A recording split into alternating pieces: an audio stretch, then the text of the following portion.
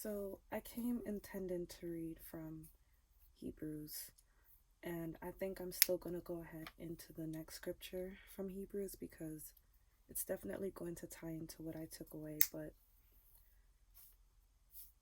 anyway, I turned to Hebrews, and as you see, Philemon, it's right before it, and it was just this small 25 verses. So I said, why not just read it a little bit and refresh yourself on it, because even sometimes when you're reading scriptures or when you're led to read a scripture, you just have to follow that. And this really stood out to me because here it's a letter right from Apostle Paul, and he's writing to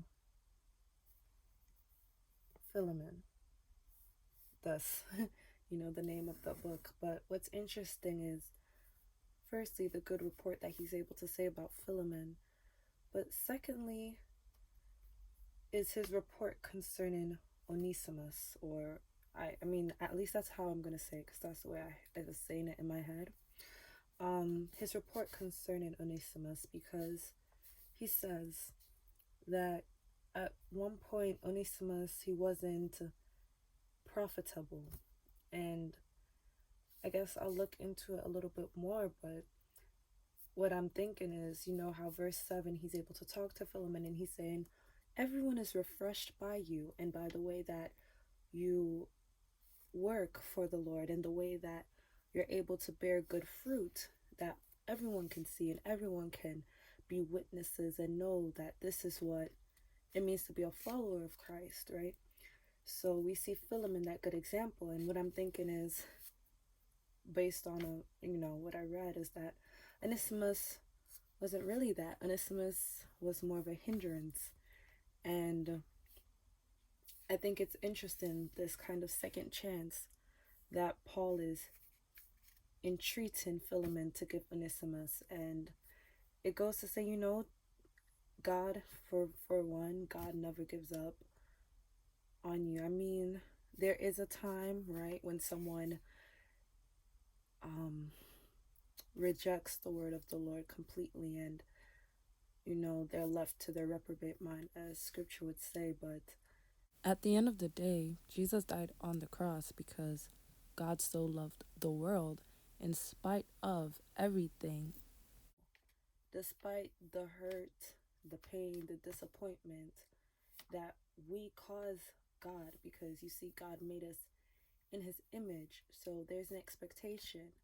There's something that he is looking for from us, and we've failed him in so many ways. And yet still, God is, honestly, he gives chances, but you have to be willing, and you have to have the correct intention. And I don't know, it just stood out to me because what I was going to read from Hebrews, I wanted to just really look into what it means to lay aside the weights that easily beset you, because recently I've been learning what it means to have a real relationship with God and not with people.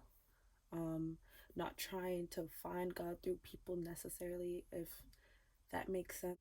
I guess what I'm trying to say is, I've been learning to prioritize the relationship that I have with God over the relationship that I have with the people that God placed in my life. Because some people are just for a season.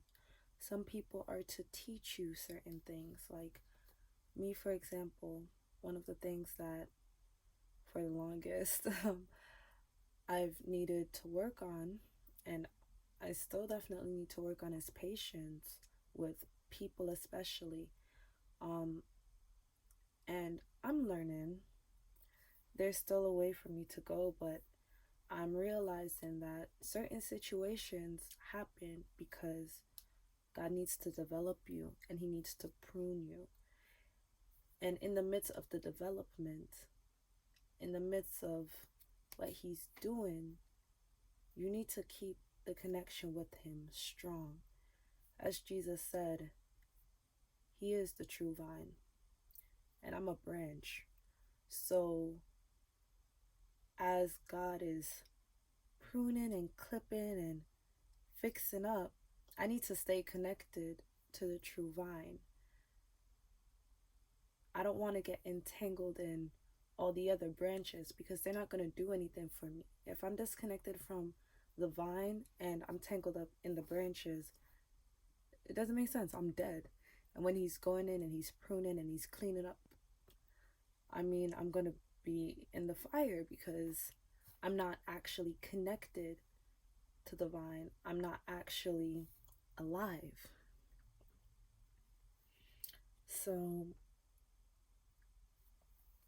even in this scripture, it's amazing to me the way that Paul is basically advocating for Onesimus and giving him that next chance. And this is also the thing about leaders. True leaders are true intercessors, and they're going deep for the people that God has given unto them. And I don't know, these few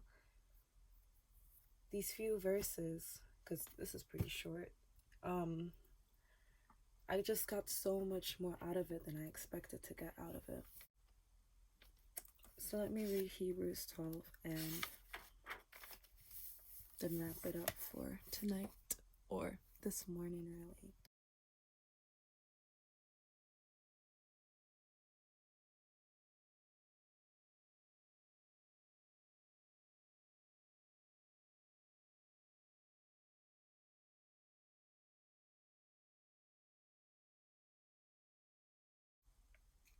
Oh my goodness. Listen, I literally haven't even finished reading the second verse, but why is this feeling like exactly what I was saying and what I was getting from Philemon?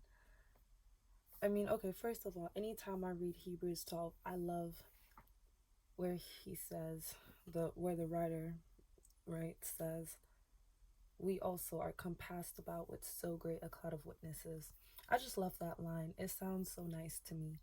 And just imagining it, like imagining being surrounded completely by a cloud, a beautiful cloud that's a guide for you, even makes me think of in the wilderness when the Lord was a pillar of fire by night and a cloud by day to lead the Israelites. That's kind of what it makes me think of, and I think I should, like, I keep on saying, like, wow, I think I should really sit down and make some art based off of that, because it just, the language sounds so beautiful and reminiscent of God's grace and God's provision. But nonetheless, let us lay aside every weight and the sin which doth so easily beset us. So there are weights and there are sins. Sins, at least based off of what I'm thinking, sin is always a weight, but some weights, I was gonna say some weights aren't necessarily sin. Hold on. I need to double check that real quick. An immoral act considered to be a transgression against the divine law. Okay, so technically, according to technical standards, technical terminology, sin has to be something that directly transgresses the law. Now, there are weights, though, that we can have that lead to sin or that can prevent you from actually, quote unquote, running the race. Okay. It's really interesting to look into, like, the concept of the way that the words weight and sin are used. Anyway, let us, with patience, run the race that is set before us. I know I read that out of order. But verse 2, listen, this is what got me. Looking unto Jesus, the author and the finisher of our faith. So I'm not looking to anybody else. I'm not looking to people, but I'm looking into the one who actually created me, the one who is writing my story, right? And then it says, who for the joy that was set before him endured the cross, despising the shame, and is set down at the right hand of the throne of God. Why does this sound like what I was saying? Whew, man. Okay. I'm just gonna read the rest of the chapter and afterwards move on because it's pretty late, but I'm really enjoying it. You see, this is why it's a good thing to spend time in the Word. Like, you can get so much out of it. It gives you knowledge and understanding, and it really clarifies different things that are happening around you. Okay, two more quick things. I promise. um Verse 3, for consider him that endured such contradiction of sinners against himself, lest ye be wearied and faint in your minds. Ye have not yet resisted unto blood, striving against sin. Once again, that goes back to the cloud of witnesses. I mean, there's so many examples of people who have gone through and endured for God, for the relationship that they have with God, and it just goes to show that we have no excuse. And, later on in the chapter, he even says, don't reject when God is speaking, because you won't be able to escape if you do so, because once again, you have no excuse. You've received the teaching, you've received doctrine, you've received what you need in order to stand. And so it says you have to keep these things in remembrance. You have to constantly remember, and it says, lest ye be wearied. And there's a song I ain't gonna sing. Yes, I forget. Okay, I just had to have that moment. And there's another song that also came to my head though. Roll back the curtains of memories now and then. That's a beautiful. I think it. I don't know if that counts as a hymn. Probably no. But it's a beautiful song. I love it also for praise and worship. But it just reminded me, you have to keep, first of all, God's love in remembrance, and you have to keep all of the teaching that he imparts in remembrance, because that's the only way that you're going to be able to endure and not faint. And it's interesting that he says, lest ye be wearied and faint in your minds. So he's making it very clear.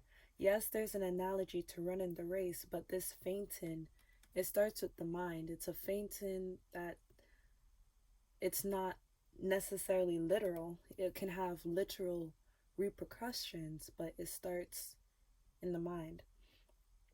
And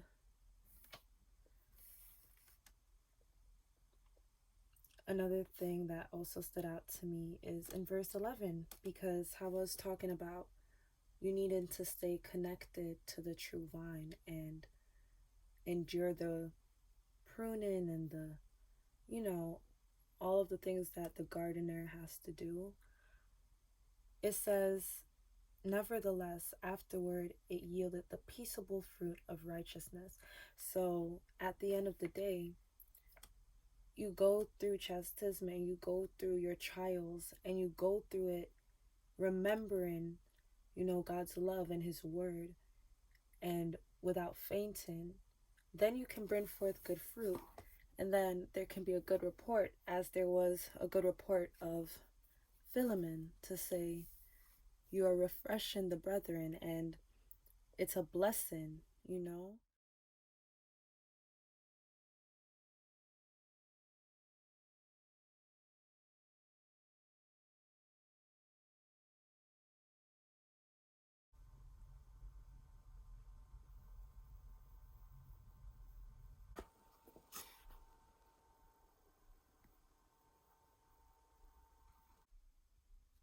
Alexa, what time is it? The time is 4 a.m.